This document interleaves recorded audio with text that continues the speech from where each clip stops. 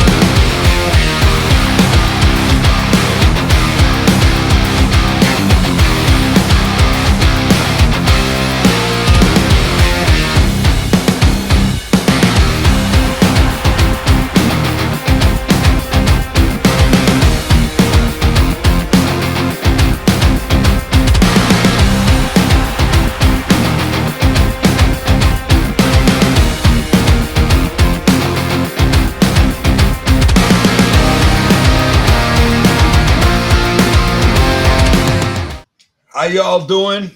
Mike Stefani, Mike's Monitors here with my partner, Nicky Nick, what's going on, guys? Nicky Nick Lillis, Unlimited Exotics, and our new venture.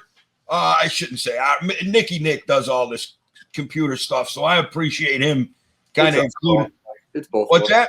It's both of us. Okay, I appreciate that, Nick. It's both of us, but you can check us out at like if you want Mike's Monitor shirts, Unlimited Exotic shirts, or Monitor Brains.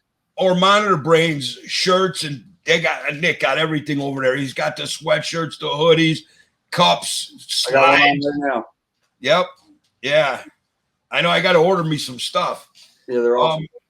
So what is this episode? 11, right? This is now I'm messed up. Yeah, this is 11. Yeah, this is episode 11. Oh, no. Breakdown was 11. This is 12. This is 12. Okay. Nick, why don't you tell us a little bit about USARK, please? So, guys, again, you know the spiel. Check out USARK, usark.com. Donate. There's different tier levels that you guys can become a member at, anywhere from $5. I think it goes up to $200. Anything helps, guys. We need it. The community needs it. And without USARK, we're nothing. We wouldn't be sitting here. We wouldn't keep any animals. We'd be in serious trouble. Yeah, these the fun police is what I like to call them. You know, they if in this current environment in this country that we live in, if you're having fun, if you're enjoying life, they want to take it away. And hey, I'm not saying it's anybody in particular, no sides, but definitely there's something to that. Like if you're happy, I don't know why. I mean, we take care of these animals, we nurture them, we breed them, we help with conservation.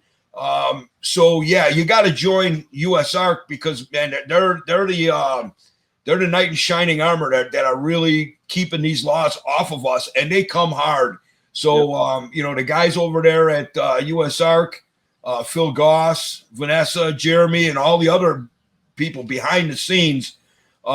You know, they really do. They do a thankless job. Like you don't see them, you don't hear them, and they're out there fighting for us all the time. And those guys, legislators, they're sneaky. They come for us when we're not paying attention, and all of a sudden the laws that at the front lines, and we Yep. don't know anything about it, and we probably wouldn't without those people standing Yep. in, checking up on those laws being passed. Like for example, they'll do some kind of a budget bill, and and then in the budget bill they just slip in the small print, we're going to take away this species of reptile and that species of reptile, or it's not only reptiles. So Yep. thank God for Phil Goss and his team that really picks up on all those little key words that are in the middle of the bills and at the end of the bills. They pick up on it, and he gets tagged, and then he fights like hell for us. So thank you, Phil Goss. Yep. Thank you, guys. So you want to dive into a little bit of breeding news, local news? let's do a little bit of Veranda community news. Who's doing what and what's going on? Yeah. Well, at this point, you guys will see the episode, but we just recorded it with Jeremy Rigdon. He just had a Coming Eye clutch hatch, which is very cool. Me and Uncle Mike are huge fans of Coming Eye, as most people know. So that was very cool. I haven't seen much, Uncle Mike. Have you seen anything else going on? I have. I saw.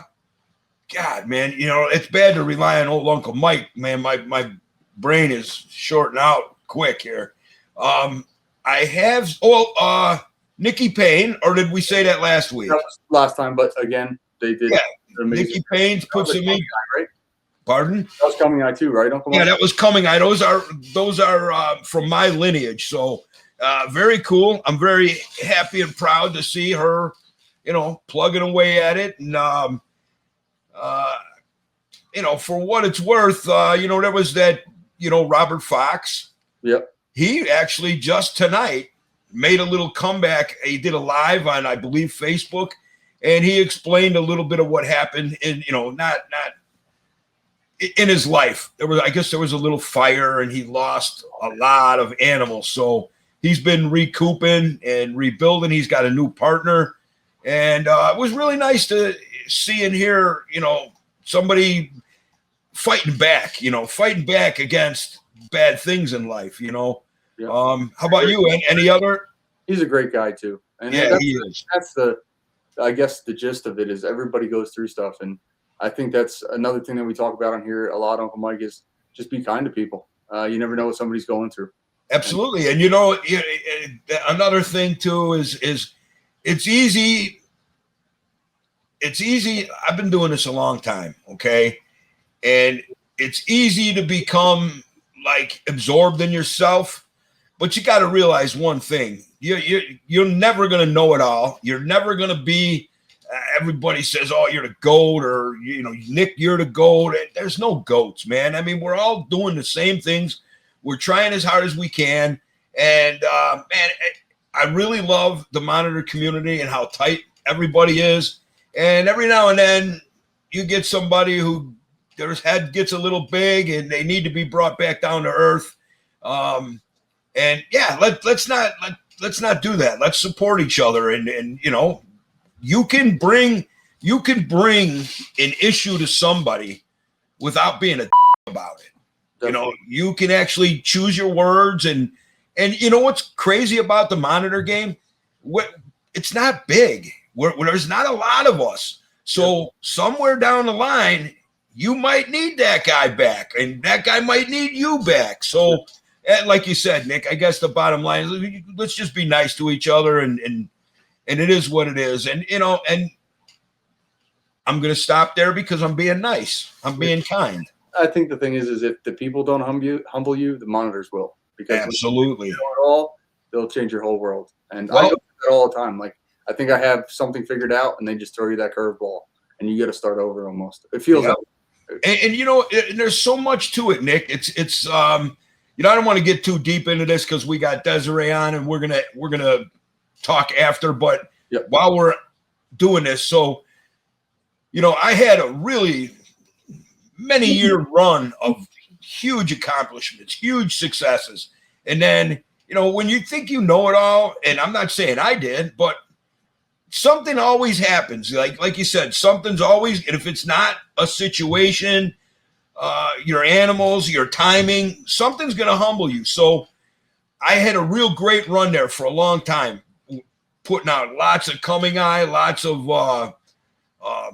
sulfurs, lots of Mertens, and then I made I don't know how to say. So my management was bad because I had lost one female coming eye, and then I had, some holdbacks, and I thought the timing was pretty good, but I was about a year off. So for the last couple of years, all I've really been producing were the sulfurs.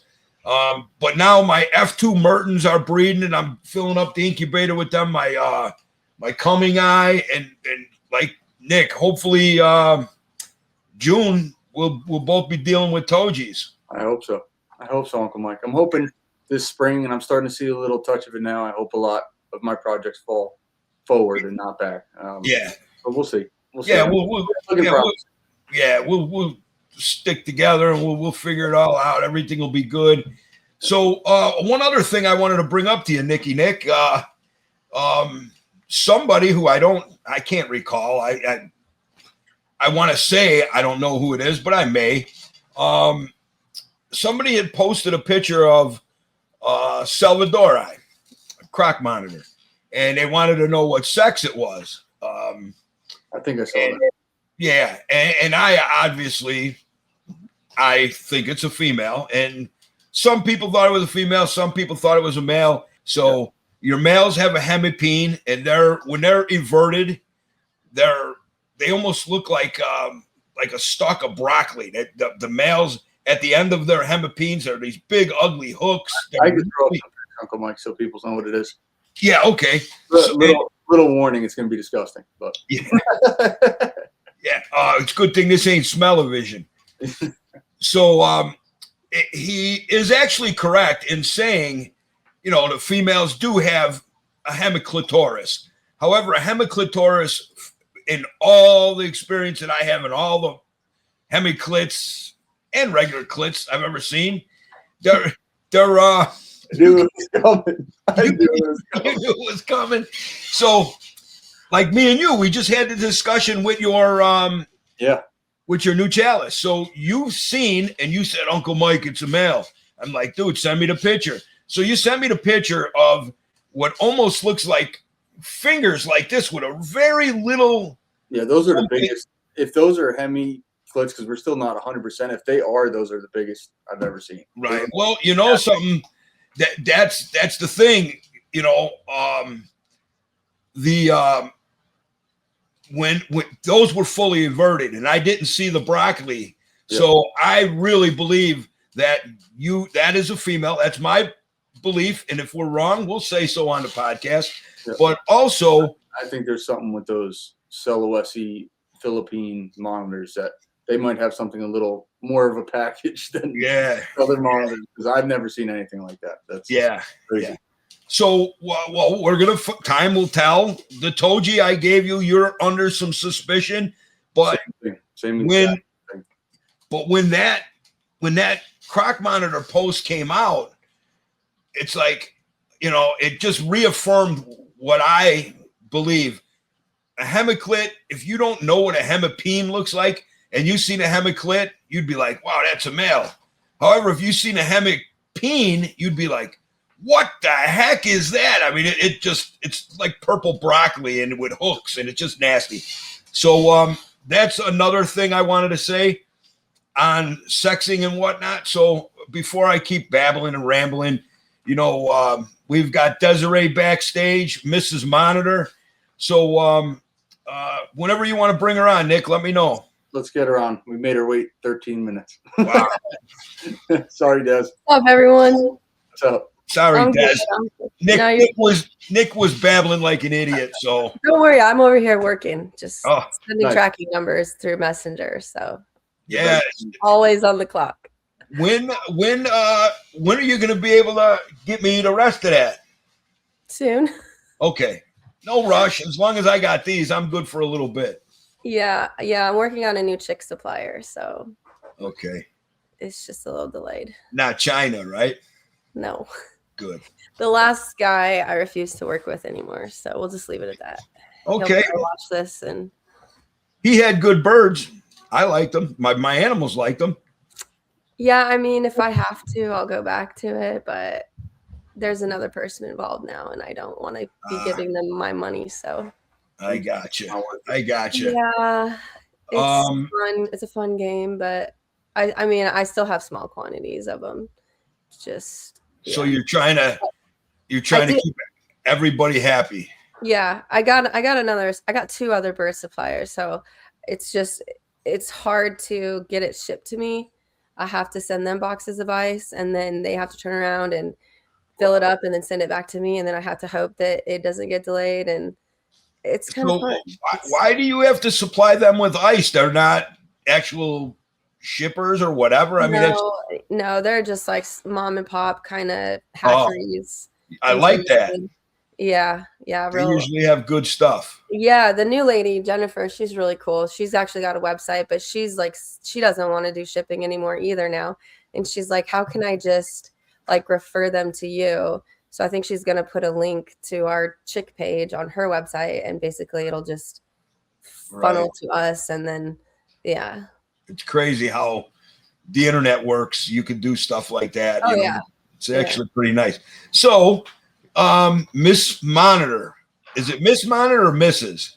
I don't know. Like Okay. I wanted it to be Miss Monitor, but it was taken, so it's MRS. So I think it's Mrs. something. But I got you, Mrs. Monitor. Okay, very good. So, man, what's been going on with your monitor collection? Because, girl, you've had Obor, Croc monitors, tree monitors.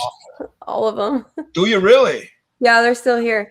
Let's see. So tree monitors, that's been the most successful for me. I'm still working with the Persinus, the McCrae.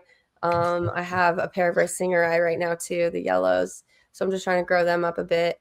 And then my blues did produce. So I have 3 babies right now that I'm raising, and that's been just so adorable. But they're very different than the greens, which I found out. So the greens, this is probably my 4th or 5th clutch now over the years, and there's 4 of those guys, and they're doing fantastic. But I've raised them all as a group, you know, like in a big screen cage, and they did great. And then as soon as they started getting a little bit bigger, I separated all of them out. Well, these blues, there was 3 little babies, and they don't like it. They don't like being in a group, at least the one. And so he started acting a little weird. And so I took him out and separated him. And the other 2 are still doing okay. But recently in Atlanta, I talked to Susan for a bit about these blues. And he's just like, in my experience, they don't do well in screen cages. They don't do well in group settings. So I think I'm going to switch to PVC and separate them and like hope for the best on that one. Yeah. So interesting why they're different. Yeah, I don't get it. I don't know. So they're totally different in raising up, I guess. So this is the first time I've had blue babies. I've always had pairs of them, gone through several different pairs, and finally this female decided she's good. And I'm pretty sure I got some more action out of them, so we might have something in the spring. We'll see. But and then I still have 2 female croc monitors. The younger one actually cycled some infertile eggs, so whatever I'm doing in her cage is working right. But my only male is the one that's at the Reptarium, the baby Kush that's there. Oh. So I might have to talk to them about doing some kind of like breeding or talk to someone else about that. But at least I know she's doing the right stuff. Hey, And Des, then, I do know this guy who's got some croc monitors. Nick, I do want to know with that. yeah. So I have. what do you have? What is the croc that you have? Is it a sarong? Is it a marook? I think they're wrong. The big yellow Kilo. spots? Yeah, I mean, I have Kilo still, and she was, oh fuck, she's got to be like 8 or 9 now. She's old. Like we imported her back when Forrest was around, and he got her in, and we raised her, and she's still awesome. I just don't have any males here. I'm just chilling. That's a big project to do on top of the other things I have going on. But Absolutely. So how does that work? You're breeding your monitors, which we all know. You know, we always say less is more with monitors because the more stuff you got going on, you might miss little cues here and there. I mean, that's part 100%. of Yeah. You know, and you're working, you're working snakes, and you work your business, and you got Lars. Mm-hmm. So yeah, you got your hands in a lot of stuff. And Yeah. you're still successful. Thank you. I try. I mean, this is my life. I haven't had a real job since I was 18, and I've always just had animals in my life. And so, this is probably the first year where I've had my own collection that's about me, for me. Nobody else is dictating anything I do or trying to make me sell my shit to buy their shit, vice versa. Like, Yeah, it's yeah. all me, 100% me. And I'm loving it. But, so yeah. Yeah, what you're basically saying is, and I'm not, I'm not. You're under no control right now, so to speak. Yeah. You know, I don't mean to make it sound like somebody was controlling you, but you know, No. it's very difficult in this shit with a partner. It really is. Yeah. Yeah. There's just a lot of opportunity to be taken advantage of. So there he is. Yeah, you better make your entrance, homie. What's up, bud? Hey, Hey. Lars, what do you got? The Hulk costume on, or just a green hoodie? He loves his hoodies. He keeps the hood on even at school. And We got to get you a Monitor Brains hoodie. Yeah. I know. I got this one on tonight. Hey, Lars. Mike has a question for you. I miss you. Yeah, I miss you too, kid. Do you remember me? Yeah. You remember me? I got a question for you since you're on the podcast. Did you get your driver's license yet? No? Got to be close. When you get your driver's license, I'll let you drive my scooter around the show. How cool would that be? Not for nothing, Lars. You'll probably drive it better than Uncle Mike. Well, you know what? I'll tell you what. See how I used to have some black in the beard? He took me around Schaumburg one time. That was it, all white. You scared the crap out of me. I don't know, Uncle Mike. I saw you in control of that thing last time. Oh, you were flipping tables and everything. yeah. 2 tables I almost took out. That's Yours? amazing. So, yeah, all right. Enough of this nonsense. Oh, so let me just finish my list of monitors. Yes, go ahead. Okay. So then I have this pair of Obor torch monitors. Okay, so the female, The person I saw with them. yeah, she has had 3 infertile eggs, like clutches, that she's just dumping in her freaking water bowl. That's And this potential male that I have is almost her size, like just almost. And so I'm really hoping it is a male. I probably want to have some help sexing that down the road, but that would be awesome. And like, I don't want to screw up where she's at because she's obviously doing what she's supposed to. So what I'm thinking about doing is, because she's kind of in the cage under like a tree monitor cage, I might just move that animal out and just combine the cages and just That's cut the smart. hole out of the bottom. Right. And then like let her have that whole bottom area for nesting and just kind of fix it up and have some nesting boxes and stuff. And then start introducing him, through the top. And so they'd have this whole big cage to do stuff. Because I had another idea too, but it'd be moving her into a different room. And I don't really want to do that because I think where she is working out. Yeah. So that's another female that's doing stuff that I'm like, I don't have a male ready for her. And then I have your Mertens still. And one is super picky. It doesn't want to eat all the time. Really? It ate a freaking mouse for me the other day, like randomly. I'm just like, what is this? So I definitely want to hear you out on some of that. Yeah. But because they'll just eat fish, right? Like somebody suggested I just throw some fish in there.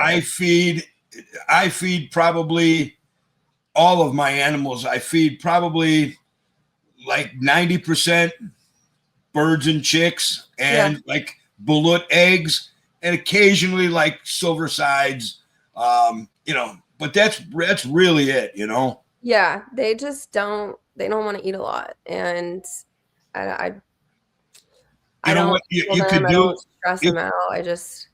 You could try this, and you could try this with anything that's being picky.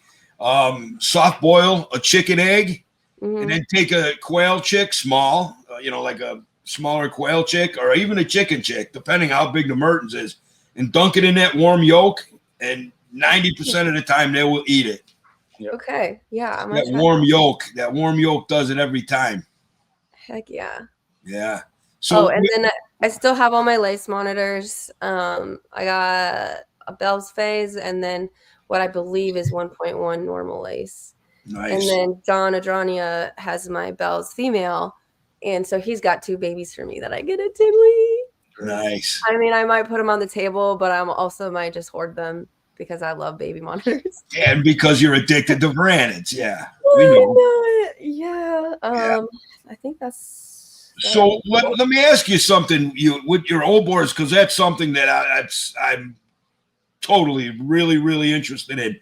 The did you say she laid 3 clutches or 3 eggs? 3 groups of eggs. Oh, I started tracking it, and oh boy. So I had some eggs laid on March 7th, and then she did more on December 8th. Nice. Yeah. So and was that without a male ever Right. present? yeah, and she's done that before. This is the first time I started tracking them. So that's why I think she's done it at least 3 times since I've had her in the particular area that she's in now. Yeah. Yeah, but she likes to lay them in the fucking water bowl. That's why I've been finding them, and there's always been at least 3 or 4 of them. Yeah, I got a little suggestion for you. It sounds to me like she's broken, and if you wanted to send her over here, I'll try to fix her up for you. I love them things. This male I've been raising is actually a male because is your male? You have the long nose. Does he have that duck? Yeah, bill? I mean he's definitely Obor. He looks just like her. No, I'm saying He's got a little brighter, oranger neck than he does. But there was a male prior to this that was sold as the pair, and he didn't make it. And I always wondered, like, oh shoot, did the female die or did the male die? I wasn't for sure which was which. And then she started having these eggs, so I was like, hell yeah, the female survived. Well, so then I picked up another male. If you could send me or Nick any of the pictures, and we'll do our best to help you see if you got a pair or whatever you have. Well, I have a 1.2 and I've seen absolutely nothing. So you're way ahead of the curve. I think if you get a male in her vicinity, it'll happen. I think so. Yeah. That's on strokes. I had 3 infertile clutches, and I put a male in there, and it just happened. Yeah. After I battled with a few males that weren't the best, but right. I found she definitely likes that water bowl thing. So that's the part that like. Well, Des, we always say that they talk to us, and she is actually talking to you. She's telling you that your dirt is. Your nesting situation probably is not humid enough. Oh yeah, no, she doesn't have anything in there because I honestly didn't know if it was a female for a long time. And so now that I know, that's been like I've been brainstorming hard on how to do this right and not stress her out too bad. But like, she does need just like a full change out. So I might just house her, and do the full clean, and then, like I said, like open up the cage above so there's more space and she can just be going in and out, and maybe put the water bowl up on the top in the and to where the bottom is just basically all substrate for bedding or nesting. How deep is the substrate in the bottom where she's at? Oh, it's not deep at all. It's not just deep, it's just mulch and cocoa right now. There's nothing good in there for her. I know why she's doing it, and I just need the time to actually like fully that's so all the brainiacs listening, that right there is the less is more thing in action. Like, you got so much stuff going on. And I'm not just talking about, your monitors, but your business, your kid, you got a lot going on, but that one, you should definitely put some time in on getting it right. Yeah. I mean, I feel like the tree monitors, a lot of time it's just kind of luck. Like I don't put a whole bunch of focus into it. And I guess I'm just lucky because I'll catch it. Like when I randomly walk through the room, because I have a whole lizard room that's just lizards.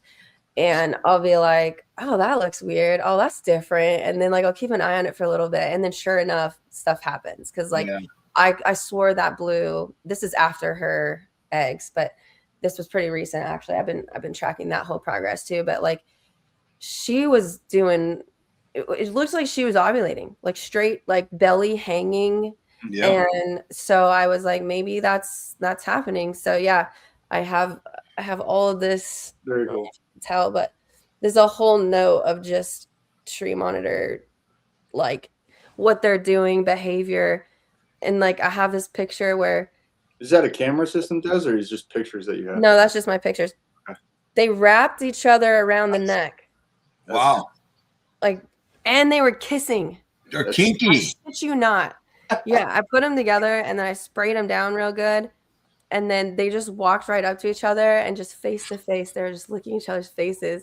And then I have videos of them like mounting each other and courting each other. And then I kind of just let them be. And I kept him in there for about a week or so and then took him back out. But, Well, and then Des- even with her eggs at the time she laid them, like I knew she was coming and I had her nest box, but she's like, no, I don't want to use that. She just laid it in the mulch. But I right. walked in one day randomly and I saw the eggs laying there and I'm like, holy shit, and like pull them out right away. You know, it's really crazy. Like I've been seeing like Chris Applin down there in where he's at So crazy. in bamboo tubes with like, it looks like dry.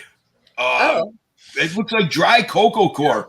Yeah. So maybe they're not too picky about where they lay, their nesting Right. conditions. Yeah. So That's tokay geckos. Do I that. wonder if it's so humid there that they're trying to lay in something dry, so their eggs don't mold out. maybe Yeah. It's so weird that they do that. it is weird. Very interesting stuff. Yeah, but I see it now. I don't think if it was properly moistened, I don't think they would say, "Oh, I'm not laying in there." I just think they're not that picky as compared to some other monitor species. But Des, let me ask you something because like I love the Ouroboros. I mean, it is what it is. Somebody had Nick, you'll know. Somebody had a calico. Oh my god! I gotta throw the one up here. Me and Applin have been going back and forth about. He has an all white one now. It's all white. It's just red here. Yeah. Who's the guy that imported them originally? Sam? I've heard of Sam. I was supposed to do an export. Yeah, he reached out to me on Facebook and claimed that I had some unidentified. I'd have to find it again, but he thinks I have something totally different than traditional Obor. Oh, Sam Sweet? Sam Sweet, yeah. Yeah, here he is. Yeah, he's yeah, I'll have to send me more into what he had said, but he Now, what made him think that? What is this animal? well, I was asking Quetzal Dryer questions and their friends, and so then he kind of like referred me to him. Or there's some of the pictures. Crazy story, Des. Quetzal put up a post the other day. He was going to Wisconsin. So I texted him or whatever you call it. And I'm like, dude, you're coming to Wisconsin. He said, I live in Wisconsin. He said, how far are you from Janesville? I said, dude, it's an hour west of me. So he came over here the other night and spent the night. We hung around a bit. And he took a bunch, Nick, I wanted to tell you, he took a bunch of pictures of that, of the Sullas. And he's going to see what Sam has to say about him. That's cool. Yeah. Yeah, that's cool. Yeah, he I saw that too, that he just visited you. So Yeah. Did you see that one? That one monitor? It's like almost like a unicolor gray pink. no, I don't think so.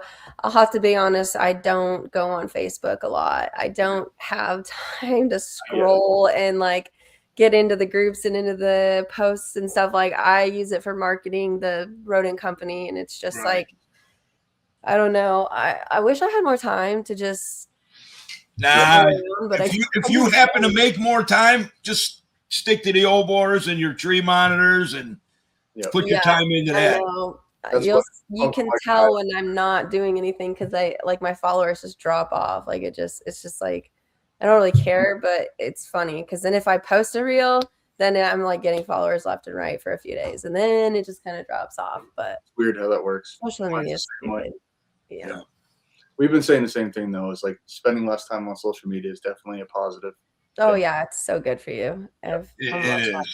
Yeah. It is. I mean, the drama and you know, when you really sit back and you think about it, it's like, he's my Facebook friend. He's like, that's a Facebook friend. Half of the people I never even meet or see. So, I mean, you got to do you. I'm too old. It's ironic because, I mean, with the reptiles and this, I have to post all the time. But I post and I get off. I want nothing to do with scrolling or looking at other people's stuff. I just do my own thing. Yeah, anymore. I mean, I'm old. I'm not into that shit anymore. Yeah. I feel like I'm getting old. You hanging with me, you'll have a cane before you know it. You'll be limping everywhere. Yeah, I feel like I'm on your level.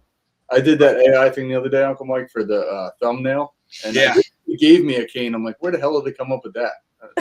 They probably got you confused with me. Yeah. That was hilarious. And when I look at that, did you see that one, Des? He did a thing. What is it called? AI. Oh. And he's got, like, both of us were doing like this dance. Like, I don't know. The baby. Yeah, no, that was my son. But it was the same thing. Okay, yeah. I did go check out the Instagram right before coming on. Yeah, so. Yeah, I was looking at that. Whatever, me dancing like that, I was like, oh God, 5 minutes. Let me do that for 5 minutes. Just move. Can't stand getting old. Making me feel bad, Uncle Mike. Well, no, you if brought. Don't like, use it, you'll lose it. So you gotta keep working out and. I should have did that years ago. You know. I'm feeling that real hard right now. Yeah. Well, 30 years of concrete work kind of beats you up a little bit. So I don't envy that. No. Yeah. Mine was soccer and track and running, and now I have hip dysplasia. Well, I was born with that, but now they caught up to me, and I'm not allowed to play soccer anymore. I'm not allowed to run. Like, I should have a total hip replacement done, but the surgeons are just like, you're just gonna have to keep having surgeries, and you're just gonna be miserable. And you've compensated this long, so just do the physical therapy every day, and you'll be fine. That's what they. So you do physical therapy to keep your range of motion and everything. Yeah. I work out a lot with the bands and like low impact stuff, and I can't be an aggressive athlete anymore. I was my whole life, and then all of a sudden, like, my hip just went out of place. I just turned the wrong way, and the thing slipped out, and I'm like, oh my goodness. And yeah, I went through a bunch of sports medicine doctors to basically find out, like, just deal with it and take PT. And I can tell when I'm not working out enough, like I'll be very, very sore and can't sleep well. So as long as I stay on that, like, I'm okay. Yeah, it's rough. Again, that just takes time. I think I'm close to waking up at 5 a.m. Like, I've gotten earlier and earlier. I've been getting up at 6:30 nowadays. And prior to Laura's being in school, he'd just be my alarm clock. You know, he'd wake me up between like 8:30 and 9 or something. I didn't set alarms. He just woke me up. But now it's like I have to have him to school, you know. What is he, a first grader? Yeah, well, kindergarten first. He's in a Montessori school. The public school system was not friendly for us, and he's way too special for that. Absolutely. But you know what? And you know what's crazy about that? In a regular public school, they would try to subdue him. Oh, they did. They told me I needed to get him diagnosed with whatever, autism, ADHD, and like they wanted me to medicate him, and I'm just like, no. Peace out. We're not doing that. He's just a boy with a lot of energy, and they don't have enough one-to-one attention there. So it wasn't working. They were sending him home for every little thing. And like, I can't just leave work for this every single time. Yeah. So I finally just took him out of that. And then we're trying Montessori right now. And he's like really, really doing well there. They're a very family-friendly place. And it's only like 20 kids in the class. And they do a lot of one-on-one with him. And we've been going to occupational therapy too, like once a week, just to kind of help him be a little bit more social. I don't know. I kept him home because, I mean, he was born during COVID and when Forrest passed, and like I basically had nannies for him and kept him at home. He never really went through daycare. So his social skills were a little lacking. And I think that was part of it at public school, but he's turned around dramatically. So you know what? I was a troublemaker kid too. And it's like, they tried all that stuff with me. Back then, it wasn't really a lot of the drugs that they do now. Yeah. But, you know, it's like my mom would say, you know, why do you want to do this? I mean, he's not hurting anybody, blah, blah, blah. Oh, because we have other kids, you know, that are focused on learning and this and that. So, like you said, cut the class size down a little bit. Maybe figure out, like for me, okay, the kid, you give him a book, like To Kill a Mockingbird or something. I don't want to kill a mockingbird, you know. I don't even want to read about that. So if you gave me the movie, I would watch the movie and I'd be as smart as anybody else in the room with it. You know, I learned I would different. probably learn more. That's how I am. I'm visual. I can't. Yeah, read same. that. Me too. But no, I hate reading. I if don't do you're- well reading. yeah, but if you're upsetting the teacher's easy day, give them pills and get out of here, man. How about you take some pills and relax? They Yeah, said- you don't have a Xanax. Good Maybe point. you'll be able to handle him better. Yeah. But I mean, I wouldn't change anything about it. Nah. Dude. Definitely not. It's just his age. He'll grow out of it. That's not how it Yeah, is. he's gonna be 7 in March. Wow. Time flies. And you know what's crazy? Like, well, Nicky Nick, he just had a baby too, but like Lars, when he was a baby, and like when you know, a lot of times babies change. Lars looks just like he did when he was a little baby, and I'm sure Nicky Nick's kid's going to be the same way. Mine's a 6-month-old troublemaker already. Oh boy. Yeah, Yeah, you're in for it. Finger. So Yeah. we're in Yeah. trouble. So, Des, I know we say less is more, and you're an addict. So, are you looking to add more, or are you looking just to manage what you have? Yeah, I mean, I took on some rainbow boas. So I got 4 young rainbow boas that I'm raising. That was the last thing I got. But my Princess Diamond, she's about to pop. I did that right. And it was because I cohabbed them for a long time because I didn't have space for the male, and I didn't like keeping him in a V70 tub. And until I sold this Papawin, I didn't have room for him necessarily. So I just left them together all the time, and they locked up over and over and over and over and over. And finally, she just started looking like it, you know? And then I ultrasounded her recently, and it was really hard to kind of see stuff, but like I definitely saw like little worms, and like I watched all Da Vinci boas That's good. YouTubes, and I'm like, I'm seeing the hurricane, because they say you see like this little hurricane going on in there, and I'm seeing them. And now she's just ready to go. Like she had a shed the end of October, I think, and they said I was like 120 days from that point, and that she could have another one maybe, but she'll eat here and there.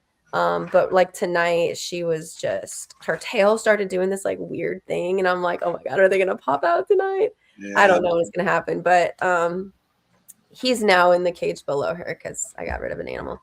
Yeah. But yeah, it's just so cool because I've had her since she was born, basically, and probably 2015 I got that animal, 2016, and so she's up there in age. And hey, if you're gonna be down here, you're quiet. I cohab all my boas. I don't. It's not like I have a whole collection, which I want to get to with you. So I got 2 pairs of emerald tree boas. I leave them together all the time, and you know, every other year they lock up, and you know, whatever. 150 days later, I got babies all over the place. And my Sanzinia. Oh hell yeah! Are the Volotny, the Westerns. They're actually, she was inverted, you know, in the cage the other day. So I don't know. I'm hoping she's like 4 years old. They're both 4 years old. So now you're talking a little bit about snakes and your monitors, and you guys are, I shouldn't say you guys, Cold-Blooded Cafe, from what I mean, I know a lot have changed. A lot has changed. Do you still got tons of snakes? Fuck yes. Oh, yeah. yeah. So you still have all of that. I was gonna do the show in my room, but my lights shut off at 7, and it's hotter than freaking there. It's like 80 degrees all the time. Like I have to work out, or I have to be in like a sports bra and shorts when I'm in there. It's so hot. But yeah, I still have an assload. Okay, here we're gonna do a poll. We're gonna do a poll for all the brainiacs right now. How many people want Desiree to go up in her room and finish the podcast? No, that's just me.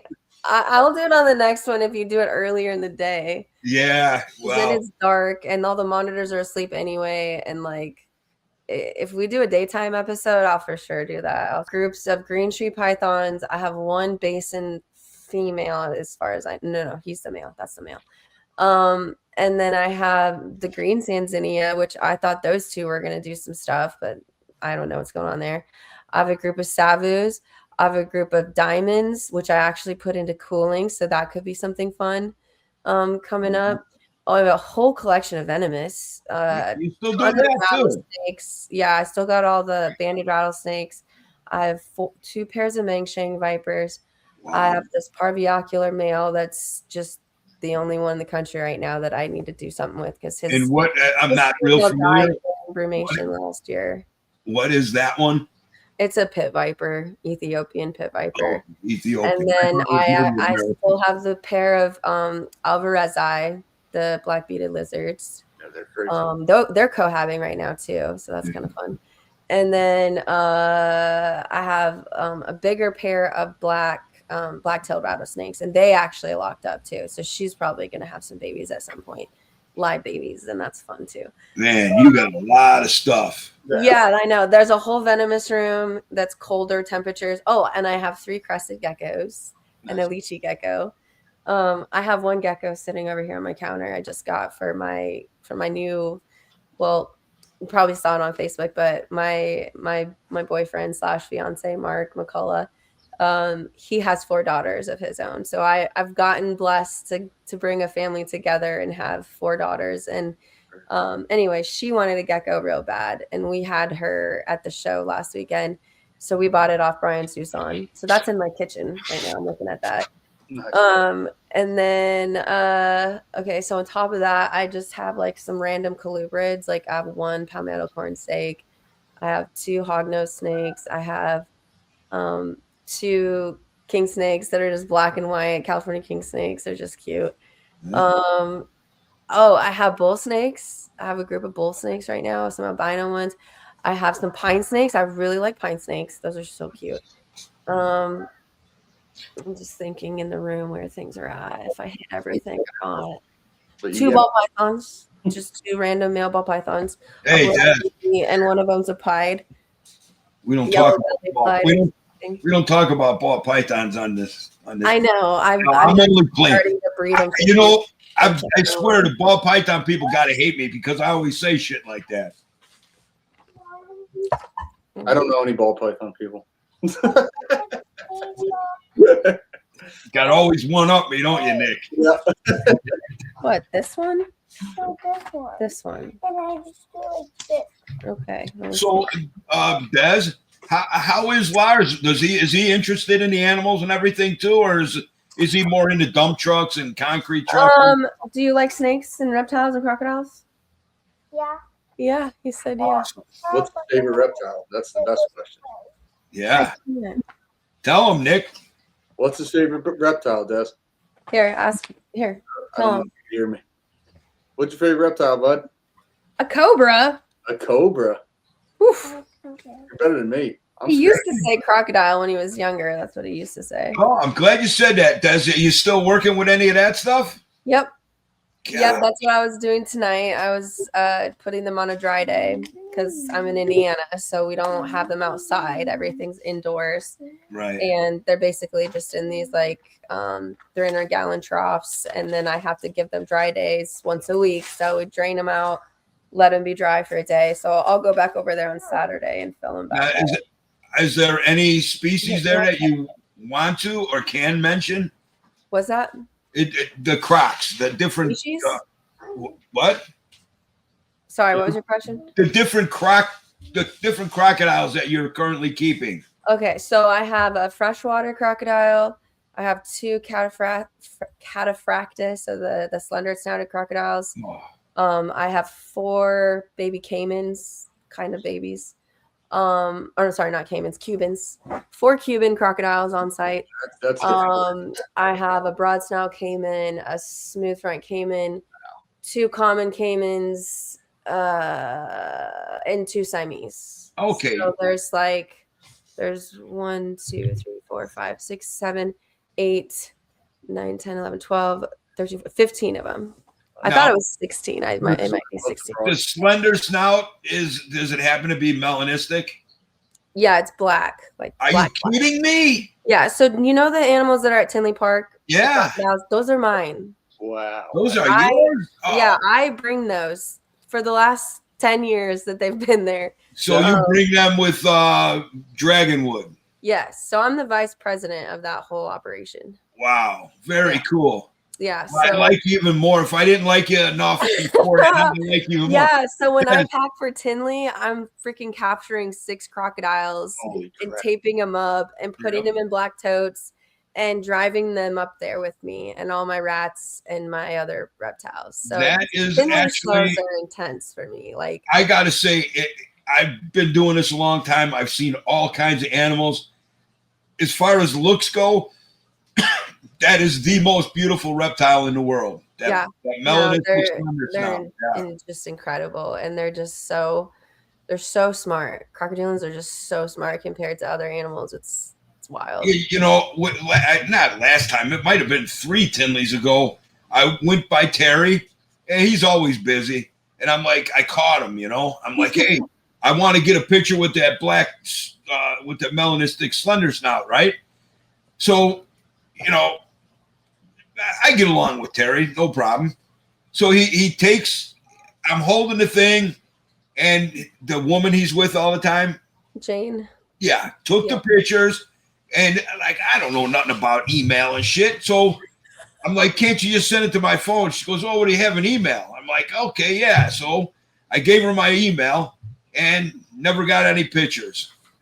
Was that with like the Hill Street studio next door, or they were just taking your picture? Yeah, I don't think it was. Oh, wait, you know what? Maybe that was like a professional photographer. Yeah, because they recently started like collabing with this studio company that I think it was in Schaumburg one year, and they were set up next to them, and they kind of just were like, hey, we can take the pictures for you, and then we'll like email them or whatever. So they did that one year, and it worked out really well. And so I think they tried doing that at Tinley too, because they had them out in the lobby next to them. Yeah. But those crocodiles stay in my hotel room at night. So if you want to come get a personal photo, just I definitely will. I definitely will. That is my favorite.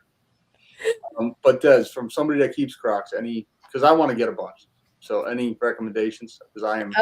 Yeah, I have a lot of space. Yeah. A lot of space. And if you can have them outside, that's even better. But It's probably just. I mean, you working with lizards, I would give you a green light over anyone else, really, because you just can't get bit, you know, like it's gonna take your whole freaking hand off. Yeah. It's gonna be a really, really bad day. But the more space you can give them, the better. I mean, some alligators are fun to train, like that Chico, the alligator that Garrett Hartle has. I had that baby for a long time, so I sold him that, and he's gotten it tamed and trained, and like, you know, doing the whole thing with following food and stuff. So it's possible you can have a nice one. I don't know that your typical crocodile would ever be that chill, but I mean, in Florida where the adults are, and some of the other babies with the conservancy, the guy that works down there, Brad, he actually has the Siamese pretty well tamed, and like these things are chilling in his bed with him, and they're talking to him, and they don't really like try to bite you. I used to see. I mean, he was living with these things as babies, and literally modeling them. I used to see Brad all the time with the babies, and he'd talk. Yeah, isn't that nuts? I was actually talking to another friend that you know, but I don't want to mention here. Who I don't see Brad no more. I don't see him posting on Instagram. He used to do the big one. He goes on and off. He'll be on it for a while, and then he'll just kind of go away. But like, he doesn't really have a lot of help down there. He's basically the only one, and it's a big operation. Like, there's a lot going on down there. So, Any thoughts of you ever moving down to a warmer climate anywhere? I mean, I would love to be in Texas or Arizona right now. That was always a dream of mine. I always wanted to be able to have my animals outside, the ability to have them outdoors. If I could do both, that would be awesome. They could have the choice of going in or out. But I don't know. I got a lot of ideas up my sleeves for the next 5 years, so that might be one of those things. Are you talking about like maybe a move? More like expanding the rodent business. Just I'm trying to get different shipping locations because we have it's just so much. There's so much, but like a lot of it goes to California, a lot of it goes to Texas, and so basically, if I can have like other shipping points to send stuff out of, I can get it there sooner. So I'm trying to get it to where everything we ship is 1 or 2 days away. Well, right now from Indianapolis to California, it's 3 to 4 days. It takes all week for stuff to get there. And in the summertime, it's a disaster. You get a delay in the summer and it's showing up bloody, thawed, spoiled. But right now it's fine. Like in the winter, depending on where you are, of course, but like there's an order being delayed going to Alaska. And I'm like, it'll be fine. Let that one be. That'll stay frozen. It'll be totally fine. But yeah, I just, it's expensive. Like it costs a lot of money to send a box to California. And when you're only charging $30 for shipping and that box itself costs $70 to $80, there's a lot of room you're losing. But then, when I'm sending stuff to like you or in Ohio or in the States right next to me, it's half the cost. So it kind of washes out down. I don't know. I just put a minimum on and that's actually working. It's just, I can't stand it. Like a Red Hot bag of Pinkies, it's this big and I'm sending that in these huge boxes of dry ice. That's just not worth it. And I'm surprised the people are like I'm surprised the people that's just it's not working. Yeah, I'm surprised somebody would even do that. It's got to be costing them. I mean, it seems kind of stupid. Yeah, and then you got Chewy over here trying to ruin the freaking rodent game. Oh, you know what? I don't even want to get into it. Yeah, I don't really know nothing about that. And it is what it is. I mean, that's what it is. Corporations come in with big money and they try to drive everybody out. It sucks because they're using Rodent Pro and they're using like Lane Lab. I don't know if Lane Lab's on there yet. They got a couple people on there. They asked me and I went through all the process with them. And then I realized like, y'all want way too much money. And I'm not going to sell myself to that. Like, so what is it? What do you think? You think they're like trying to partner up with most of the other companies and they're going to cut them out? They're NARBC now, and they want an entire page of reptile supplies. Like they're doing all of it. They're trying to get in so hard, and everyone in this industry thinks it's just so great and it's going to whatever, but all you're doing is ruining the market for us. Well, like, you go online on Chewy and it's $100 a bag for 25 freaking large mice. Wow. They're crashing the market. Yeah. And I'm seeing it and I'm like, I can't get on board right now with that. Well, it's funny because Rodent Pro is way bigger than we are and they always probably will be, but like they can afford to do that. I can't do that. I'm growing my own shit. I'm not just buying it from everywhere and having labs truck it in. You have quality and people are going to want that. I know. That's more important to me than the value. That you're right. But here's the thing is not everybody has collections like us. Some people just have a little bit here and there. So they put these big shipments into Petco's and stuff like that, where people go buy 1-2 mice at a time. And they're going to cut the mom and pops, the common people out, it's terrible. Yeah. So I've had to figure out how to restructure to like stay competitive. Man, I give you credit. I dropped my prices a lot and put this 2-bag minimum on, and so we'll see how it goes. But yeah, it's navigation is. So are you like breeding a lot of your feeders there in house, or is it like farms that you're getting from? How does that work? Yeah, no, everything is here, literally across the street. We have a mouse room, and then we have like a big rodent or a rat barn, as we call it. And like I never have mammoths. Like my mammoths are always sold out because I have to wait until we cycle breeders, and then we kill those off, and then we bag them, and then within a week or two, all the mammoths are gone. But yeah, the only thing I'm buying is like the pigs and the birds, and we're not gonna have hamsters anymore.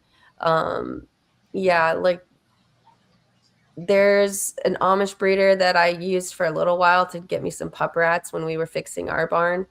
And I'm just like, oh, they were so bad. Like I B graded them. They went to B grade, wholesale people. So, It's you hard know, to teach those guys to but no one's doing it the way we are. You know, they're not freezing it with dry ice. Yeah. So that's the difference. And I can't buy unless I know they're doing it the way I'm doing it. So I have one other guy that I use that helps me and will freeze that way. So it's like I have to be in control of like how they're doing it, and then when they deliver it to me, I have to inspect it and whether or not it's going to go to retail or wholesale. And that's another thing too, is I'm trying to run two different types of sales. And I mean, we originally started as a wholesale company, and I'm telling you what, that was so much easier, so much more beneficial for us anyway. Yeah. So yeah, it's wholesale's easy. That's my other business. It's and they don't complain. Yeah, it's true. But yeah, some of those rodent guys, like out by me, the Amish guys and stuff like that, they're disgusting with how they like put these animals Yeah, down. they don't clean enough. You They can like see put it, their you can throats tell. and stuff like that. It's like, what the hell? And what sick women do you get out of that? Yep. Yeah. I've gotten bags like that before, and you're kind of disturbed. Oh no, it's real bad. And then I do have a mouse breeder that helps me out with pinkies from time to time, and he's super cool, but I'm not allowed to meet him or go to his facility. He's like, I've been breeding mice since 1992, and like he's got great biosecurity, and I appreciate that. Yep. It's just funny because like I just only see him through Facebook, you know, and then the guy that does the rats for me, he's the only one allowed to pick up from him. So like every couple of weeks I'll have him bring me some pinkies if I can't get them myself. And he's in Indiana. He's just in Decatur, which is like 2 hours from here. So that's another whole point that, like, you know, you don't really even think of the biosecurity. I mean, you could have one mistake and screw you'd be out. I don't let anyone here. Like, you gotta like call me way ahead of time, and we'll plan something, because like all the reptiles are on that property too, and like it's just the employees that come. There's only like 6 of them, and I make them. I'm hardcore. I'm pretty hardcore about it. We'll have like foot baths and like little booties you put on your shoes, and like I'm kind of a bitch about stuff like that. But I believe it was in the or it could wipe out everything. Yeah, I used to work at a bird quarantine, a governmental bird quarantine, in Bensonville, Illinois, and you had a shower in and you had a shower out. Yep. You had to leave your work clothes were in with the birds, and you took your clothes off, you put your clothes there, you showered, you put your street clothes on, and then you reversed it every time. Yep. And but they I don't think they quarantine. I don't think they allow like imported birds anymore. I don't think. Yeah, that whole bird community, that's a whole nother one. Yeah. Talk about some Karens. Fuck. Yeah. Hey, let me ask you something. You're with all this stuff you got, which kind of blows my mind. You got a lot of stuff. What is your favorite group of reptiles? Like if somebody said you got to get rid of this and that, you can only have one group. I can't answer that. Really? Oh man. You want me to give up my lizards for some snakes or vice versa? Like, can I pick one species per group? Yeah, go ahead. Yeah, I'll give you that. Okay, that's a little easier. I would say probably the green tree pythons out of snakes. Those are definitely always been my favorite. I just find that fascinating. I love watching the color change. I don't know. I love my tree monitors. Like I really, really like my tree monitors. Oh, I still have that sulfur from you, and he is so cute. His name's Little Baby. He is just so friendly. And he eats crickets still. It's just so cute. How big But is he? he's huge. I'll have to Oh, get you some pics. I'll get some stuff updated. He actually scratched me today. I got a Yeah. boo-boo from him today. I was changing his water. I always change those when I do Crocs because I just suck it out with the hose. But yeah, he's awesome. But I don't know. Between the trees and like the lace just really do it for me too. I love Really? the monitors. Yeah. That's normal is your favorite. That's the I do biggest. the normal. Yeah. Like it looks like a zebra. How would you not want a zebra looking lizard? I just think that's Right. awesome. Yeah. On the Crocs, on the crocodilians. Broad snout caiman are my favorite. Really? They're just so damn cute. I guess caiman is its own little complex now. So, and I would have to probably say the cataphractus. Yeah.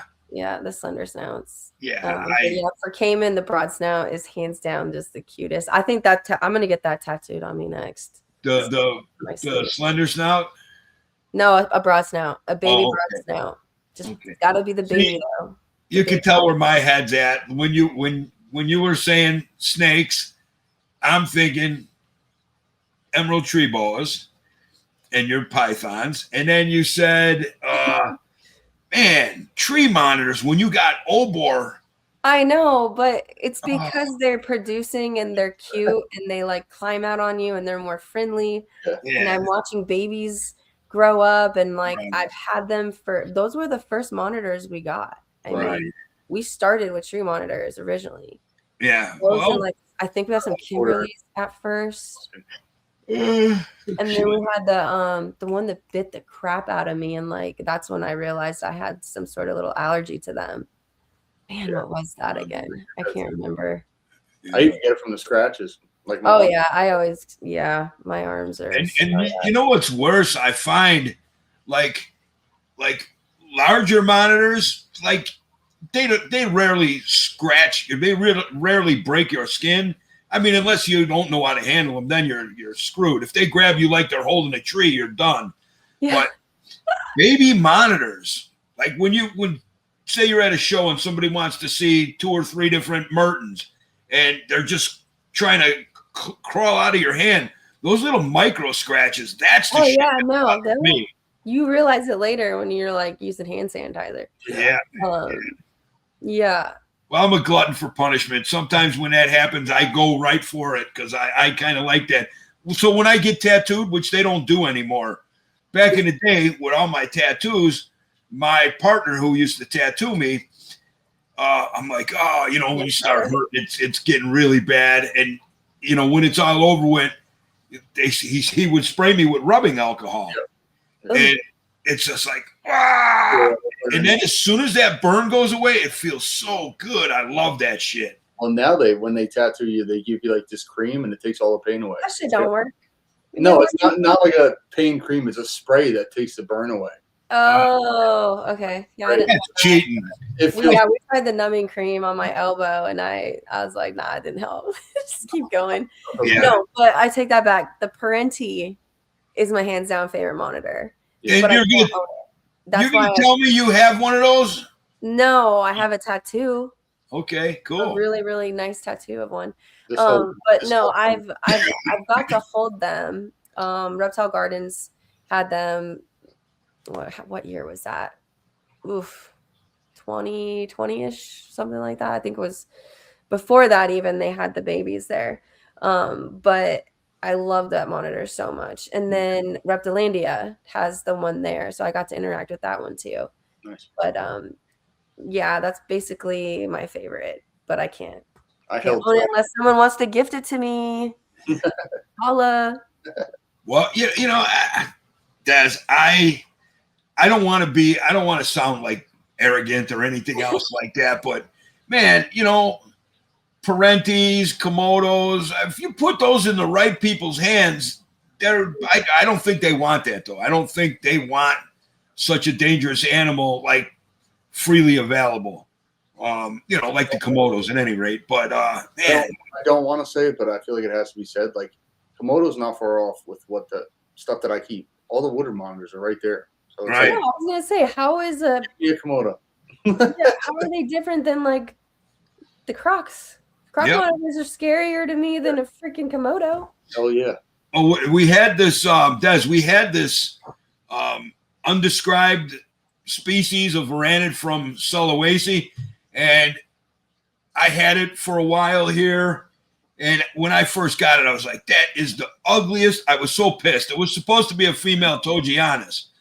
So I open up the bag. It's a male, and it's not a Togianus. I'm like, this thing is the ugliest thing. So I put it in a big cage that I have, and literally like 2 or 3 days later, I'm like, wow, I'm starting to like this thing.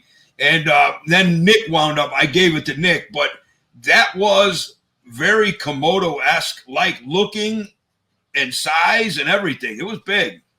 Hell yeah. Yeah. Mini Komodo.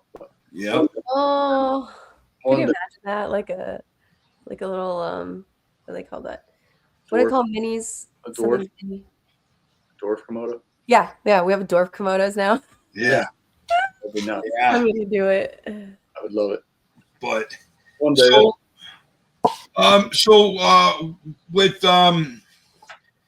with all that stuff you got going on, man, I can only hit me up anytime for anything you ever want to know about or ask about. I don't know everything, but with your monitors, the Mertens, the Obors, I would love to see somebody popping out Obors. Yeah, it's Yes. on my list. I'm That's- tracking it, and I got all the ideas in my mind. I just need a little bit of time. Yeah. That's why I was saying I probably need to start waking up at 5 a.m. because there's not enough time in the day, not enough daylight time for sure. Yeah. Yep. Yep. Yeah, you're doing a lot. You're doing a lot of stuff. That's for sure. And hey, if you're, if you're capable, and you obviously are, just keep doing you. I mean, make sure you get your rest so you're, alert, and you're playing Yeah. with a lot of stuff that could mess you up. So It's the only thing I know, really. It's yeah. just- I couldn't. Yeah, if you had to throw me back in the workforce, I'd probably off myself. Like, I don't want to work for anyone else. If a lightning struck your whole facility and everything was gone and you had to go in the workforce, is there a field that you would be interested in? Nursing. I actually have a bachelor's in nursing Wow. and a bachelor's in psychology. Before Forrest had me get really involved in the Ronin business, that's what I had gone to school for. And I wanted to do my master's and be a nurse practitioner and have my own firm and like work with kids. And now that I have the animals, if something like that were to happen, or I just decide to sell out and I want to just do my own like thing, that's kind of where I would go with it. Would be psychiatric help for kids, but using animals and not medicating them. Yeah. Oh no. You know Bill Stewart, right? Mhm.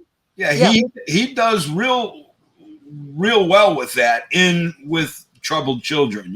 Troubled youth. Yeah, I worked at a hospital in Alaska for a short time, like during all of this reptile stuff.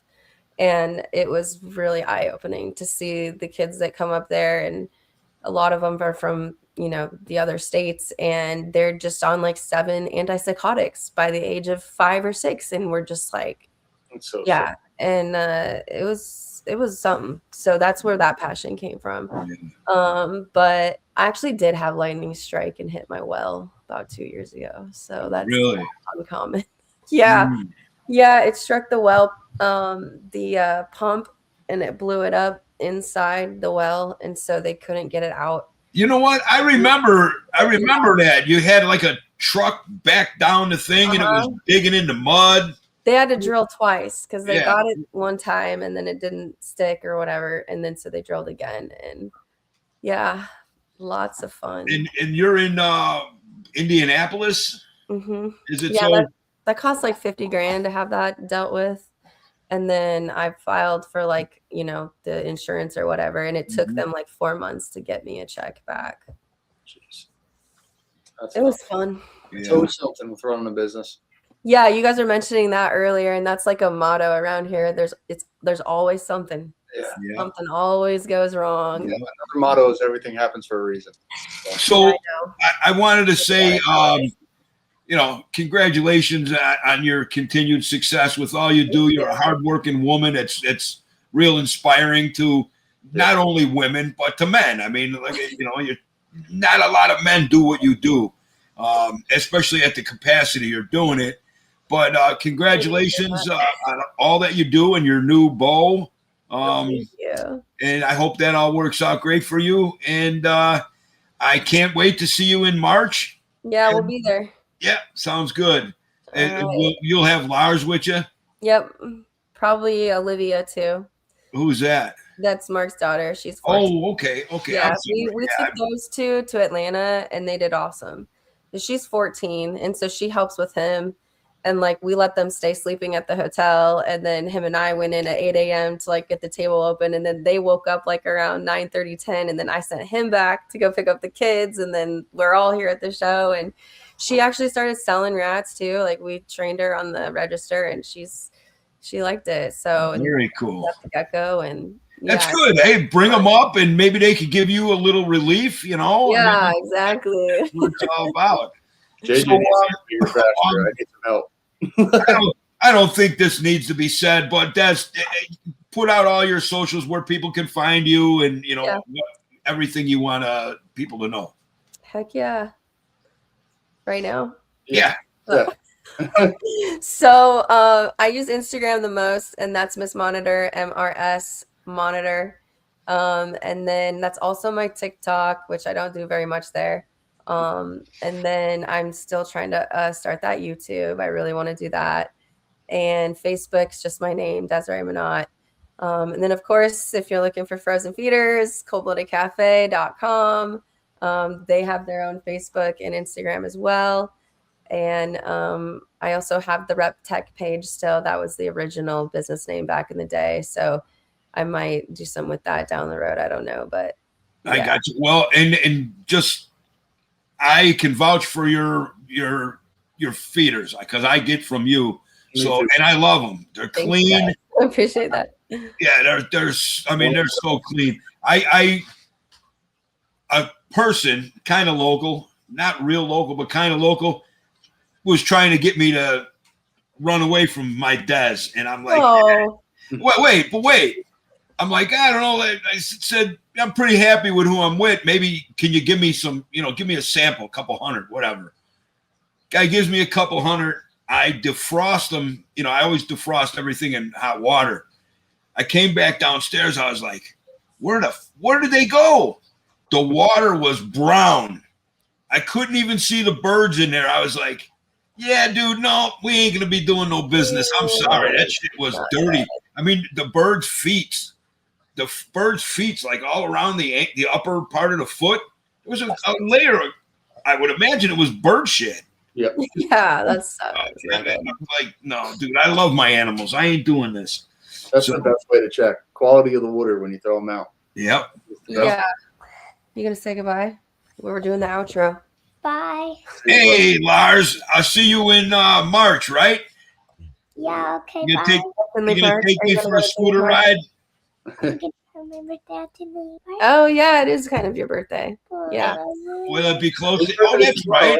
It's March 20th is his birthday. That was the only Tinley Park I missed because I was too pregnant to go. Oh man. Happy early birthday, bud. Hopefully you get that Cobra. They said happy early birthday. Okay. Okay. I will see you in March, and I'll bring you a birthday present. Good. Yeah, this boy got to go to bed. He's got school tomorrow. Good night, kid. Have a good day at school. Hey, Des, thank you so much for coming on. And we're going to get you back on because I'm going to keep harping on the Mobors. Yeah, no, I would love to do a video from the farm. So we'll have to find a time, even if it's a weekend or something. Where we can do that during the daytime. Hopefully we can do that. We're here in the U.S. first with the Obor and the Jew. I'm praying for you.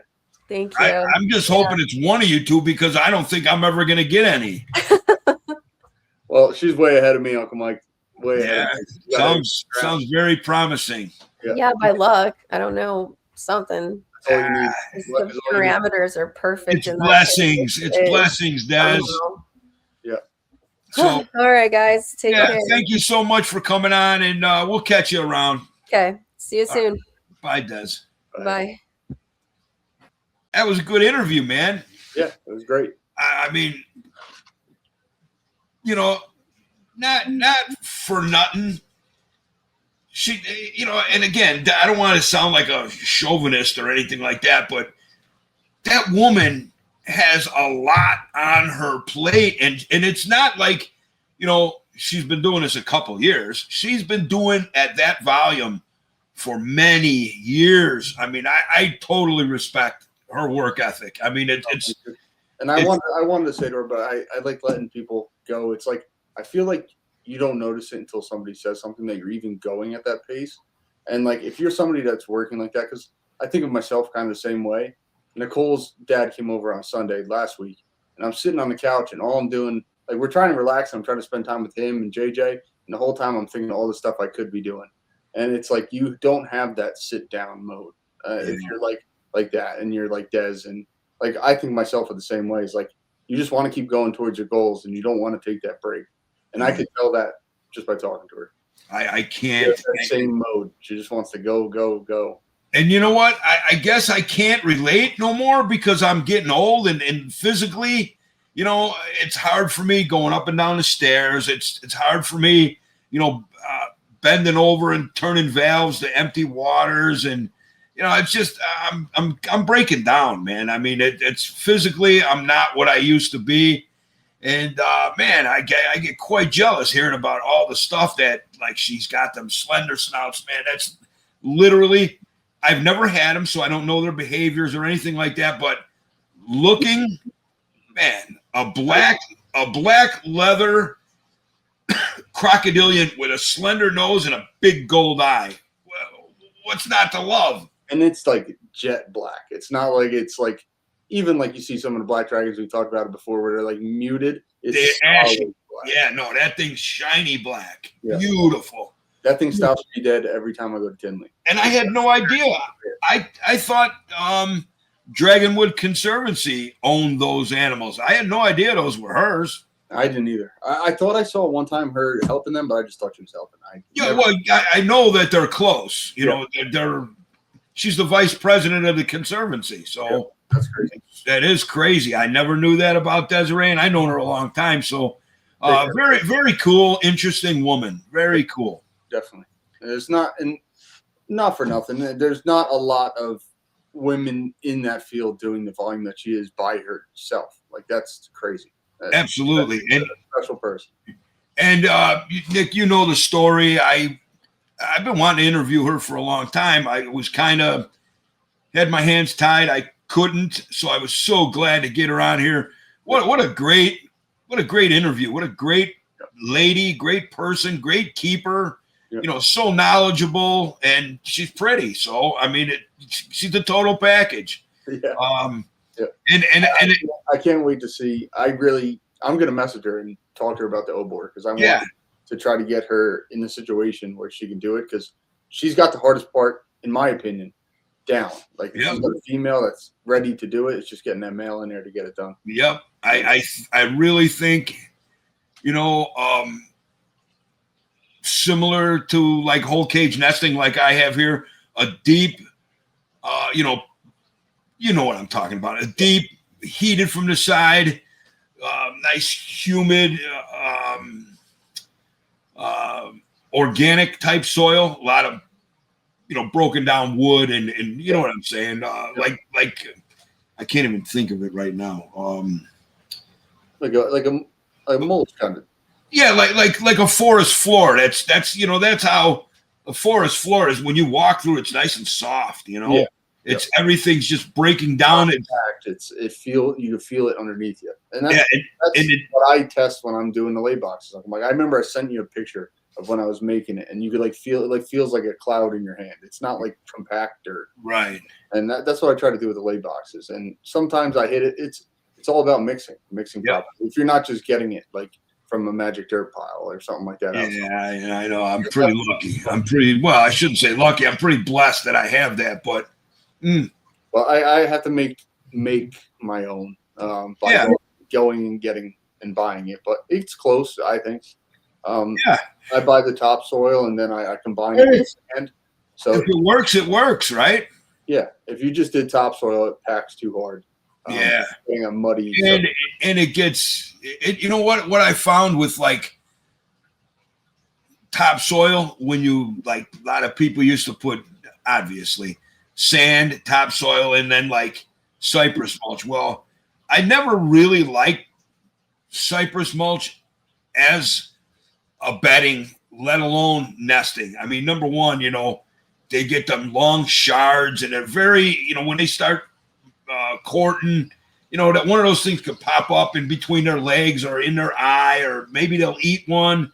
But like double milled cypress is if like the double milled stuff that's much finer. Yep. But even then, when that stuff dries out, like in their pits of their arms, you know, it could poke them and stab it.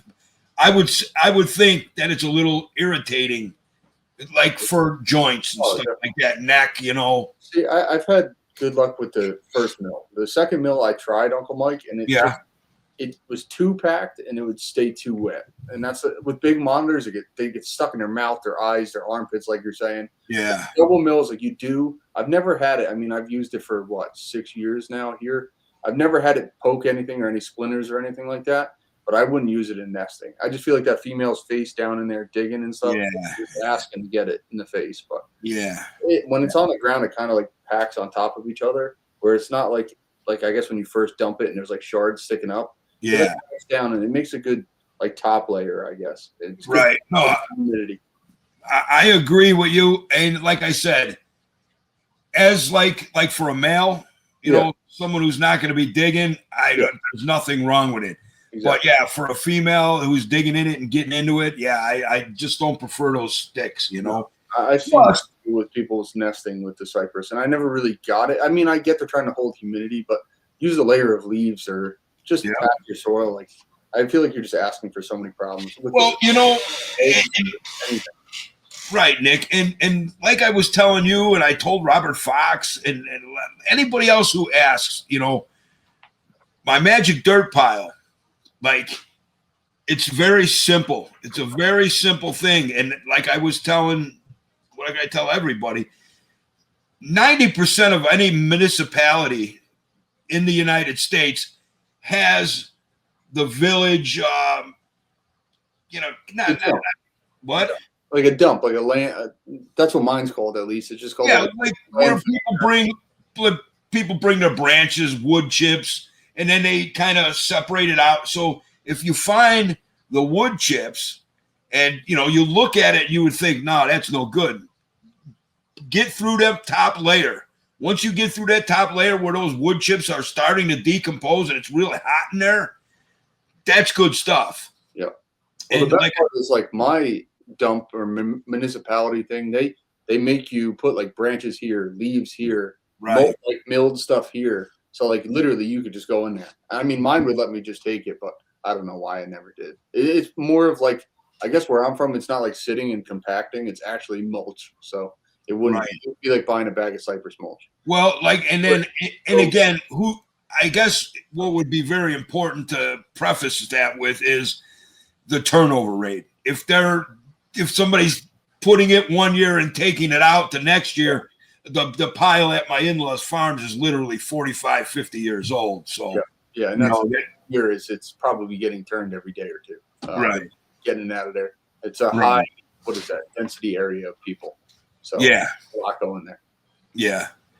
So well, man, oh man, Nick, I really think that was a great podcast. I do too, and I'm going to take her up on that, and I want to see those things up close and personal. Because I never get to hold them without the tape on them and stuff. So right. I want to learn from Des and get hands on with them and get better. Use her as like a mentor because she's been around for how long, and I haven't. So yep. And, you know, because I'm gonna have maybe not Cubans, but I'm gonna have Caymans for sure. Well, you know, I ain't getting Cubans. They'll run me down. They are intimidating. The way they act like that scares the hell out of me. Yeah, I would need a high performance handicap chair for sure. You'd be doing wheelies trying to get away from it. Oh yeah, doing a zigzag. Yeah, I'd be going like this, and they'd be going like this, chasing me down. They are. So, Nick, anything else you want to touch base on here? Nothing. It was a great podcast. Thanks to Des for coming on. Yeah. That's really it. I think it was a great podcast. Okay. I had given you a text on Lightning Bolt, and I don't think you ever answered it back, but I was asking about what we were talking earlier about what's over there at that for sale. Oh, yeah. Sorry. I just saw it now. Yeah, no problem. Is that the same ones we were talking about before? Like, Yes. Yeah. now after talking to us, they're calling it a pair, but I'm still not even convinced it is Uncle Mike. I know was looking at those pictures, and honestly, to me, it looks like two females. But I was very excited. yeah, and one is what Des is saying is like it's not calico, but it's not the old board that I like. Mhm. And then there's one that is the solid black ones. So Yeah. there are two different localities going on there. Yeah, I wish I would have asked her what did she say? She had a pair, right? I believe so. Yeah. She had a more than a pair when at one point. Yeah, at one point. I don't know if she still does. Yeah, well, she was talking about an egg-laying female and then a male that she thinks is a male. And of course, yeah. Well, I would really like to help her out on sexing it, because man, egg-laying female, huge step. That's a huge step. I mean, not patting myself on the back, just being honest. With the peach throats, like only you and I have done it, Uncle Mike. And that, for me, that was my cheat code. Like I raised that female for 3 years. I think it was a year and a half. She just started dropping clutches, and I was like, I need to find a male. And I had a really hard time doing so. But once I found that male, it felt like it was that day. It probably wasn't, but it was quick. They locked up, and I had a clutch on the ground. So it's getting that male in there and just. Hey, Nick, though you don't ever have to say that to me or on our podcast. Yeah. You were successful. You're successful with peach throats. It's not an easy thing to do. Yeah, be proud of that, man. Yeah. No, I hold it dear to my heart, that one, because that was a challenge. And there's a couple other ones that I'm working on that are even closer to my heart because of how much time I've had in. But honestly, I can say it now, Uncle Mike. It pains me, but I think I'm going to take a step back from the peach throats and the quints and focus on some other bigger projects that I think aren't as accessible. Peach throats and quints are still around. Yeah. Anybody could grab them and breed them if they put the time in, where these other things aren't. So I really think they require more attention. So, yeah. This is more Uncle Mike, like we always say, and I put out a post the other day of everything that I keep. And we talked about it, and after seeing that list on paper, I'm like, yeah, that's a serious list. I told you, I seen that. I'm like, Nick. You know, they got a 12-step program for Varanage. You know that.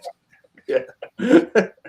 And I need it. But honestly, it looks bad on paper, but it's not like I'm struggling. I didn't even until I saw it, and I'm like, maybe that's why I need. And then, and not for nothing, doing something like this requires a lot of time and a son and everything else. It's like maybe it wouldn't be a bad thing to put a bigger. I already put a focus on in the last year the things I wanted to work with, but maybe a step further wouldn't be so bad. Right. Yeah. Right. Well, you know, I man, only because of my physical fitness or whatever. Like, you know, it's not easy for me with my legs doing this stuff. And I still enjoy what I have. Everything I have is very manageable. It's not a problem. But man, I'm almost to the point where I would like to, you know, just concentrate on like the Sullas, obviously, the Tojis, obviously, and then like the Mertens. Here I go. I'm a junkie, bro. I'm a junkie too. I just named everything I want to keep.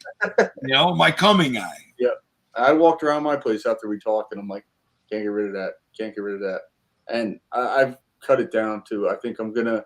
There's enough people working with gurus now where I feel like they're safe. They're not going anywhere. And then the same with the two that I just mentioned, because I want to put a big focus on a lot of the indicas that aren't around. And my obsession with Crocs has always been there. And now that I talk to myself, and that's the thing with them. I don't know if I've ever said on here, But I kept Crocs when I was younger, and I was intimidated by Crocs. And I was like, you know what? I'm not ready for these.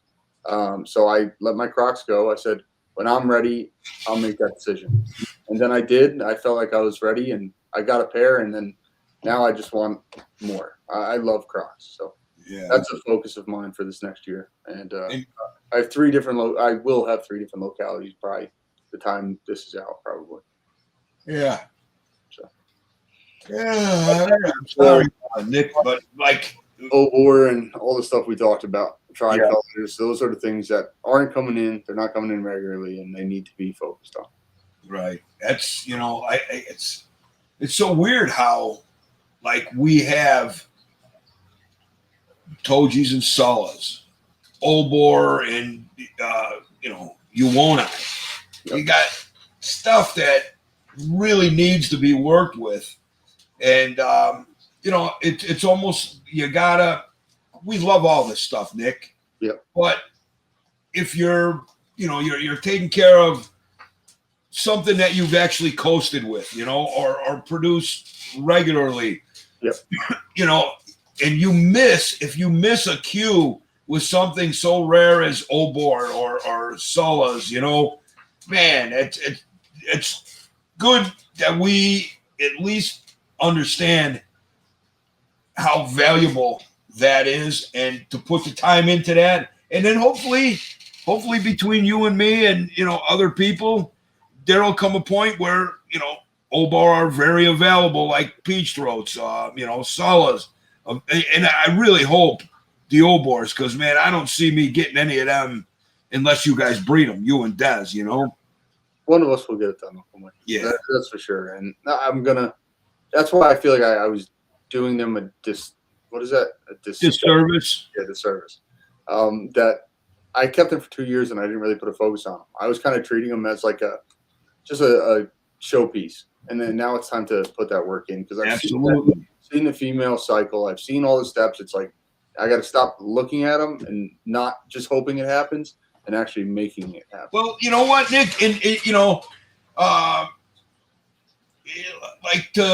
I guess to back you up on what you're saying right now, your animals are now mature. Those animals you're talking about are now mature. So by you doing all that other stuff for those other years, now you can concentrate on mature adults. Yep. Just like the Sullahs, they're still a year away from me even thinking about producing them. So yeah, I mean, do I love them? I love them, but do I spend a lot of time with them? No, because they're not ready. But when they are ready, see that's what I think we have problems with, Nick. We're raising up Obors and Sullahs and Uwonai, and then you see a new croc monitor and you got to get it, and now you've raised up your Uwonai, and now is when you need to concentrate on them, and you just put more in the bag with more crocs, and that's what we talk about. It's like less is more, and the problem is, man, we get addicted to this stuff. Yep. And that's what I did with that list. It's everything happens for a reason, which is what I was saying to Des, is like, I have it on my wrist. That's my dad has said that to me my whole life. And by me putting out that list, it was kind of just to be more transparent on what I'm doing and projects I'm working on, stuff like that. But then to me, it was like, I got to focus. Like, even if I had 2 pairs of Torch, it's better than Torch and Molinas or something like that. At least I'm getting my focus and all my eggs in the same basket instead of doing different things. So that's what I'm doing. I'm going to pick, maybe I think I counted 13 species or something like that. I'm trying to cut it to like 8 and really just focus on those. And some of those are coasters, like the Coming Eye, where like the Obor, I watch every step and I'm like, I got to do this, this, this, and this. The Coming Eye, I'm like, oh, she's cycling, mail in. Like, it's like you're not even paying attention, but it's flowing. You don't need to watch every single step. And then that's why I posted it. I felt comfortable posting it because I know the route that's going to happen after that.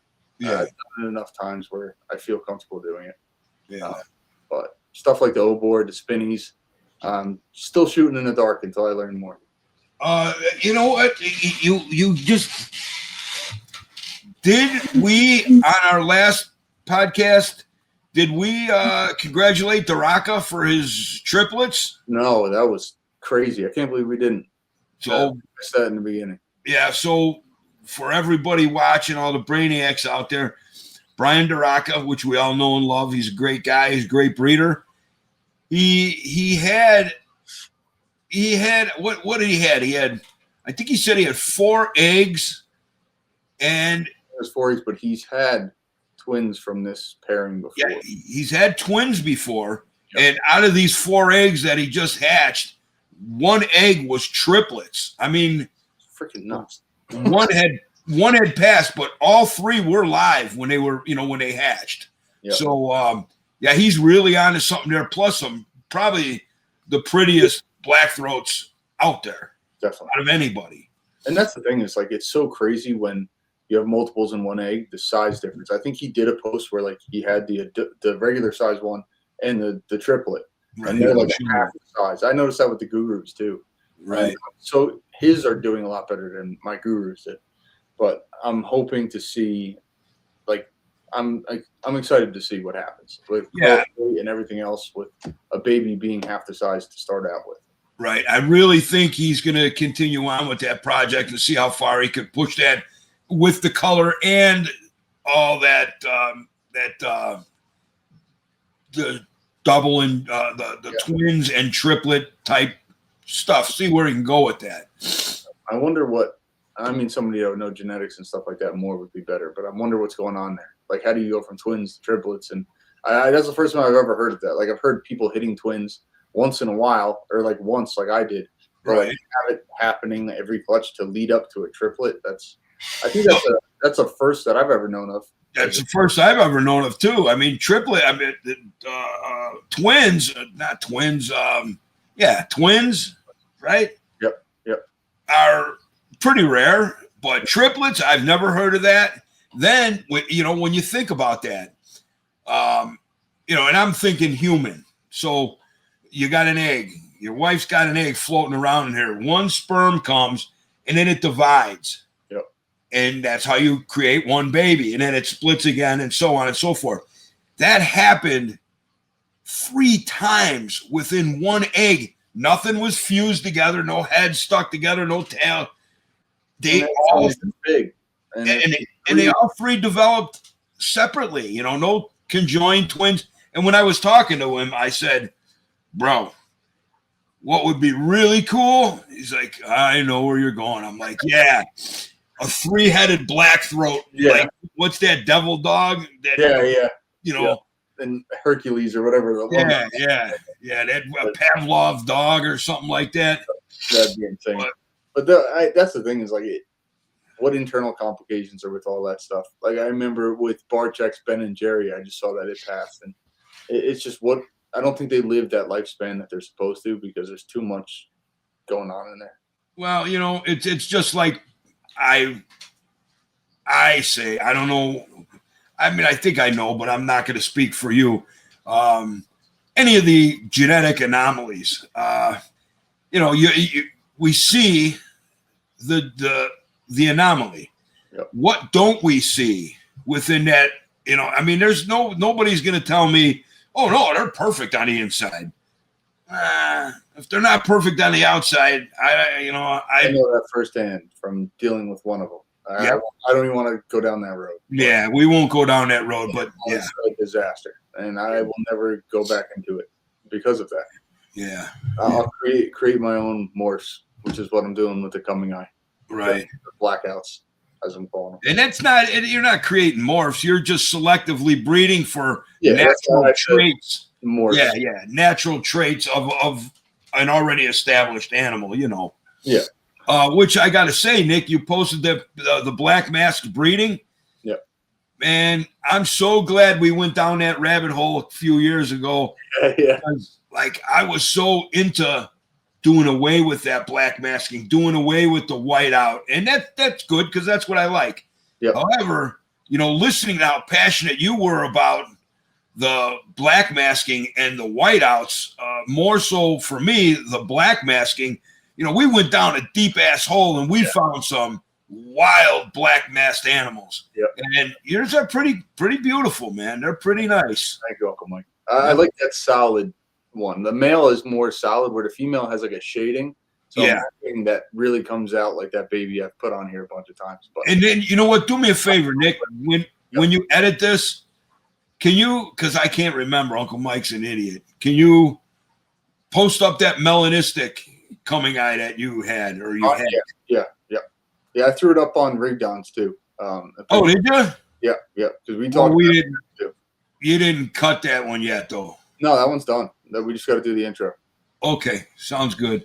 Man, that's It's a lot of work. That's Wonder Woman, man. If you ask me, I mean that's. Also, I'm praying that I could have one. I want one employee. That's all I need one. I don't Well, even you do. You do got one. He's in training right now. He was doing a dance on a thing. Remember? The head wobble. Oh, that head wobble. That kid is so cute, man. Thanks. And so the head wobble gets me every time. And then when, like, he's going a little crazy, but when he gets serious and goes, Yeah. his finger like this, I was like, this kid is adorable, man. I know it's my kid, and everybody says the same thing, but the personality on that little kid is. Yeah. You don't want to put him down. All he does is smile. Yeah. I can't. You know what? I can't wait to corrupt him. Yeah. And in a good way. In a good way. I would never do nothing to harm any of them. I know. And that's what everybody says, and I obviously you hope for that, but you never think it's gonna happen. And Nicole's like, man, I was really hoping for a mama's boy, but she's like, I got no hope. No, that's not. When he sees you, he just lights up. You guys are gonna have another kid. She'll get her. That always happens that way, you know. And then don't kid yourself. He's gonna be licking his finger and giving you the wet willies before you know it, because I'm gonna teach him. Yep. And you know, you're the man, and she's mama, and boys, sons always have a soft spot for their mama for sure. Me too, to this day. So it's like, I don't know. It's just funny to see his development, because it's like every day. But he's definitely a little ball buster already. To wake me up in the morning, because he sleeps in between us. How that started already, I don't know. But he sleeps in between us, and he comes over to me and will pull on my shirt to wake me up every morning. That's what he does. He owns you, man. 6 months old. He's like that. He owns you. Yeah. So, all right, Nick. Well, we've been at this almost 2 hours, right? Am I right? Yeah. Hour and 50. Hour and 50. So, listen, partner. I'm so glad we got this thing going. I feel we're kind of really, putting out some good stuff, and it's good.